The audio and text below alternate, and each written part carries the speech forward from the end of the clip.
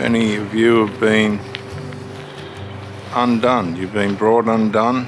A lot of the cause of this has been yourself and your lackadaisical approach to life, thinking that the person that you've met is possibly the same as you. They will be the same as you. They will mirror you at the start. People do that. Oh, I like what you like. Oh, yes, I was there for that. Oh, yes, we remember this, and everything you say, most of it they will agree with or connect with to fascinate you and mirror you to get you in. You got to remember the familiar spirits will usually be working through the person that you're acquainting with or meeting with or being with, and they will influence the person in a way in which they'll know things that there is no way, rational way, that they should know what they know and have the answers that they have relative to the things that you bring up and the things that the conversation has within it. They'll know. They'll know how to answer. They'll know how to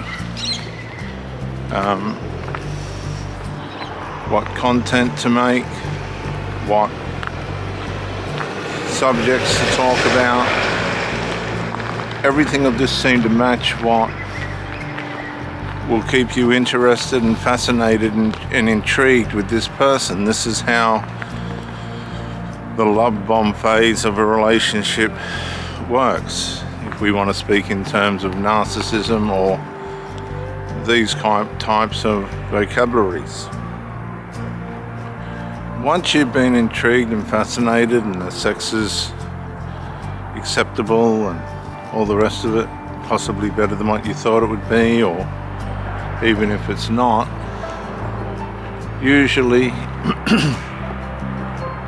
we'll find that there's a bond connected, and we try and build on that bond in a way in which we can get some satisfaction and possibly some peace and serenity and balance from an intimate relationship. Now, anybody can do this at the start.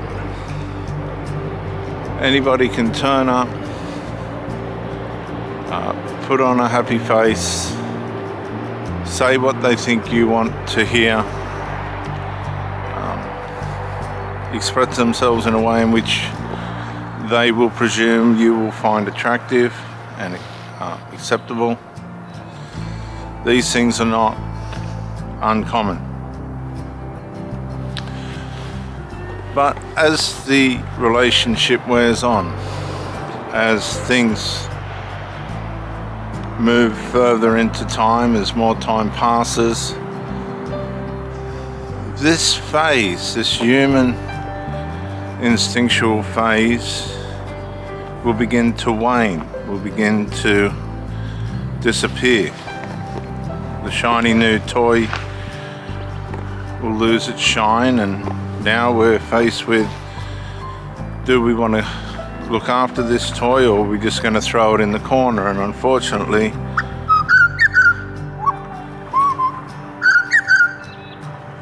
beautiful Australian native birds, the toy will be thrown in the corner, and this is where a lot of us find injury, because we thought there was a value put on us, but it wasn't. It was a superficial, instinctual,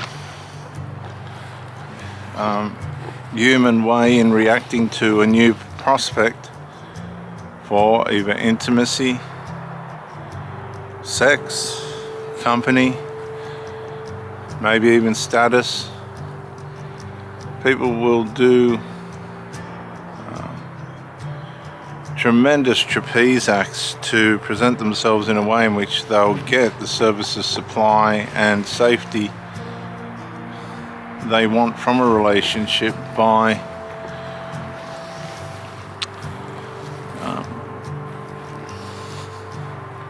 reacting and performing in a way at the start of the relationship which gets your interest.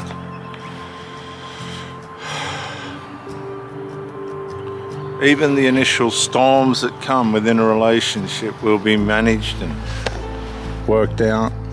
They have a way of being able to do this, we all do, for the purpose of a relationship, because that's what we all want.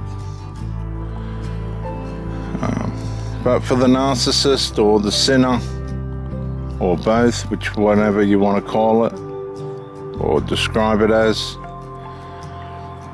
they just have an innate inability to be able to not be influenced by the degenerative, sinful nature that works within them.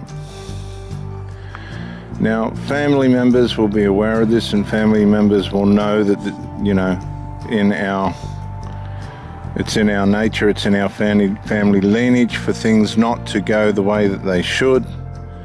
It's in our family lineage possibly to be attracted to drugs and violence and alcohol. It's in our family lineage not to deal with things that we should and leave things unresolved for the sake of not treading on anyone's corns or making someone upset.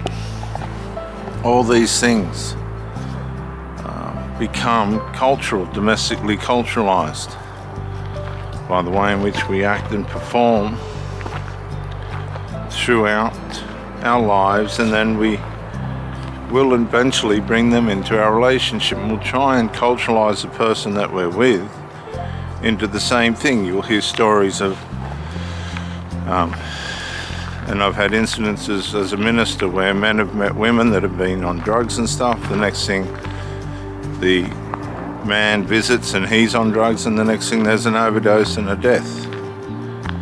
Or vice versa. Women waste decades of their life with someone who was never good for them, but they were held there by the sex or by the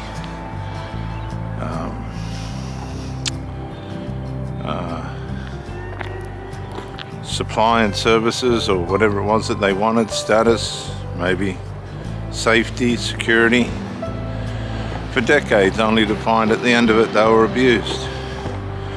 Not necessarily sexually, but in other ways.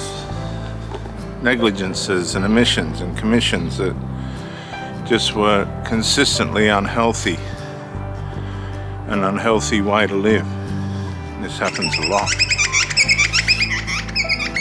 So we have to be careful to make sure that when we meet someone, we're not blindsided by these initial camouflages and presentations that people bring that disguise the inevitable drifting away of principle that will happen as the relationship wears on.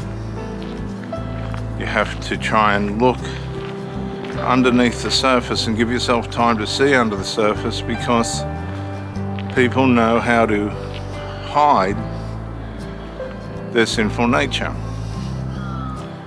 And it's the sinful nature, the evil sinful nature that we all have,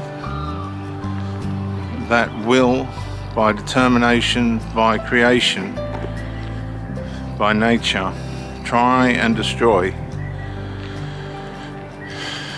not only ourselves, but anything that's good or positive that works around our lives. Bye for now.